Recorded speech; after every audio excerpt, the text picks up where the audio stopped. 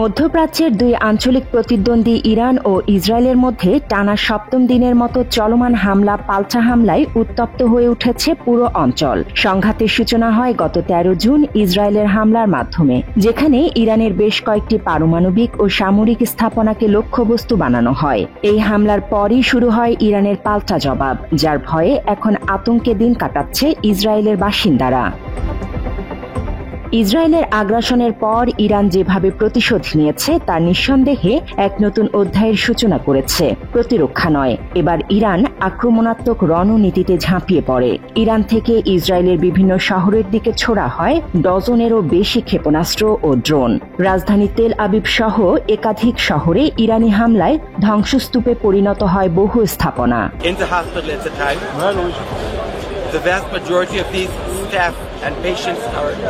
ইসরায়েলের স্বরাষ্ট্র মন্ত্রণালয়ের তথ্য অনুযায়ী ইরানি হামলায় কমপক্ষে ৫,১১০ জন মানুষ গৃহহীন হয়ে পড়েছেন।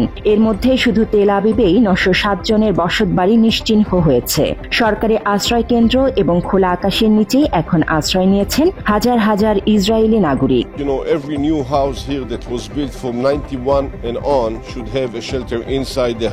১৯ জুন বৃহস্পতিবার রাতে ইরান থেকে ছোড়া নতুন ক্ষেপণাস্ত্র ইসরায়েল লক্ষ্য করে ছুটে আসতে থাকে। ইসরায়েলি প্রতিরক্ষা বাহিনী তাদের শনাক্ত করে ধ্বংসের চেষ্টা করলেও বেশ কয়েকটি ক্ষেপণাস্ত্র আঘাত হানে লক্ষ্যবস্তুতে। এর ফলে ইসরায়েলিদের নিরাপদ আশ্রয়ে চলে যাওয়ার নির্দেশ জারি করে কর্তৃপক্ষ। এদিকে তেল আবিবে ইরানের হামলায় নরওয়ের রাষ্ট্রদূতের বাসভবনে বিস্ফোরণ ঘটেছে, তবে এখন পর্যন্ত এ ঘটনায় কোনো হতাহতের খবর পাওয়া যায়নি। ইরান জানিয়েছে, যতক্ষণ পর্যন্ত ক্ষতিপূরণ আদায় না হচ্ছে ততক্ষণ শত্রুদের সঙ্গে লড়াই অব্যাহত থাকবে। সর্বোচ্চ জাতীয় নিরাপত্তা কাউন্সিল এক বিবৃতিতে জানায়, তারা যুদ্ধের যে কোনো পরিস্থিতির জন্য সম্পূর্ণ প্রস্তুত। ইরানের সর্বোচ্চ নেতা আয়াতুল্লাহ আলী খামেনি এক ভিডিও বার্তায় বলেন, এই প্রতিরোধ শুধু ইরানেই নয়, সমগ্র মুসলিম বিশ্বের মর্যাদা রক্ষার লড়াই। ইরানের সর্বোচ্চ নেতা আয়াতুল্লাহ আলী খামেনির অফিস থেকে প্রকাশিত একটি ভিডিওতে ইসরায়েলি হামলার জবাবে ক্ষেপণাস্ত্র হামলা এবং তার পরিণতির দৃশ্য তুলে ধরা হয়। ভিডিওতে দেখা যায় ক্ষেপণাস্ত্র হামলার পর জনগণের উল্লাস এবং ইসরায়েলের ধ্বংসযজ্ঞ। এসব দৃশ্য বিশ্বের নিপীড়িত মুসলিমদের মধ্যে উদ্দীপনা ছড়িয়েছে। ভিডিওটির ক্যাপশনে লেখা হয়, এমন ক্ষেপণাস্ত্রগুলো বিশ্বের সম্মানিতদের আনন্দিত করেছে। এ সকল ঘটনার মধ্যেই তুরস্ক সীমান্তে নিরাপত্তা ব্যবস্থা জোরদার করেছে এবং সম্ভাব্য যুদ্ধ পরিস্থিতির জন্য সর্বোচ্চ প্রস্তুতি নিতে শুরু করেছে।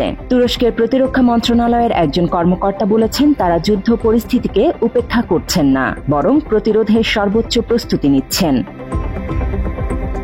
ইরানের প্রতি প্রকাশ্য সমর্থন জানিয়ে Hezbollah secretary general Sheikh Naim Qassem বলেন, খামেনির বিরুদ্ধে দেয়া ট্রাম্পের হুমকি শুধু ইরানই নয়, পুরো মুসলিম বিশ্বের প্রতি আগ্রাসন। মাত্র ৩০% টাকায় জমির মালিক হয়ে নতুন বাংলাদেশের গড়ে তোলার স্বপ্ন দেখা বাংলা বসতি। এদিকে ইরানের হামলার জবাবে ইসরায়েলও পাল্টা সামরিক ব্যবস্থা নিয়েছে। তারা দাবি করেছে, মৃত সাগর অঞ্চলে ইরান থেকে ছোড়া একাধিক ড্রোন প্রতিহত করা হয়েছে।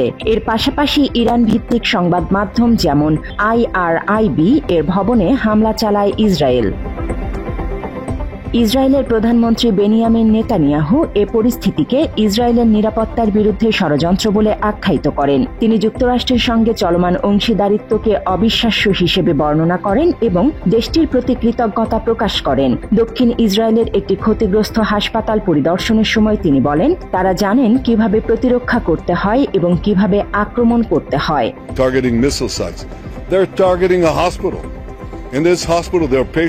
এদিকে মার্কিন প্রেসিডেন্ট ডোনাল্ড ট্রাম্প এখনও সরাসরি যুদ্ধে যুক্ত হওয়ার সিদ্ধান্ত নেননি। তবে হোয়াইট হাউসের প্রেস সেক্রেটারি ক্যারোলিন লেভিট জানিয়েছেন, পরবর্তী 2 সপ্তাহের মধ্যে প্রেসিডেন্ট সিদ্ধান্ত নেবেন যুক্তরাষ্ট্র সরাসরি এই সংঘাতে জড়াবে কিনা। তিনি বলেন, ট্রাম্প কূটনৈতিক পথকে অগ্রাধিকার দেন, তবে প্রয়োজনে শক্তি প্রয়োগেও তিনি পিছপা হবেন না। ব্রিটিশ প্রধানমন্ত্রী কিয়ার স্টারমার ট্রাম্পকে সরাসরি সামরিক পদক্ষেপ থেকে বিরত থাকার আহ্বান জানিয়েছেন। তিনি বলেন, এই সংঘাতে বাড়তি ঝুঁকি রয়েছে, কূটনৈতিক পথই এখন একমাত্র সমাধান। ব্রিটিশ পররাষ্ট্রমন্ত্রী ডেভিড ল্যামি এই অবস্থার মধ্যে ওয়াশিংটন যাচ্ছেন মার্কিন পররাষ্ট্রমন্ত্রী মার্কো রুবিওর সঙ্গে আলোচনা করতে। পাশাপাশি জেনেভায় ফ্রান্স ও জার্মানির পররাষ্ট্রমন্ত্রীদের সঙ্গে বৈঠক করবেন ইরানের পররাষ্ট্রমন্ত্রী আব্বাস আরাঘচি।